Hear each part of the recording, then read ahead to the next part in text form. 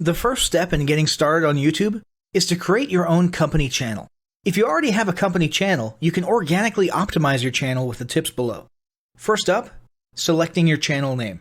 Now, in a perfect world, your channel name will be your business name. If your business name is already taken, get as close to your business name as possible. For example, you could abbreviate your name or add or delete identifiers such as Inc. If the product or service you're promoting is singular or in a clear niche, try to look for a creative, catchy, and memorable channel name. However, you must be forward-thinking when you select your channel name. For example, if you expand your product lines in the future, would you have two separate channels or one cohesive channel? If appropriate, you could even use your first and last name as your channel name. Consider keywords, but remember that trending keywords are in constant flux. Currently, you can create up to 50 channels, but in most cases, it's more strategic and time efficient to have one channel with lots of videos and playlists, rather than several individual channels. But we'll talk more about strategy in the next segment. Next up, optimizing your images. If you're familiar with optimizing blog posts and website images prior to uploading them to your website, the concept is the same.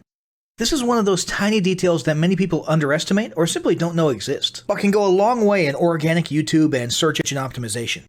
The best way to optimize your images is to use Google Trends or a paid keyword tool to identify the best keywords. Then, name and save your YouTube profile pic and banner with the most suitable keywords. Even if you're using your company logo, you must first name and save it with your relevant keywords. Even if you maintain the same profile pic and banner, update them both with new keywords on a quarterly basis. Next, it's tempting to simply copy and paste the About section of your website in YouTube or your other online platforms, sales sites, and social media channels. However, it's important to write unique descriptions for each of your online descriptions. This minimizes the amount of duplicate online content, but also ensures you have unique descriptions relevant to the purpose of each online profile.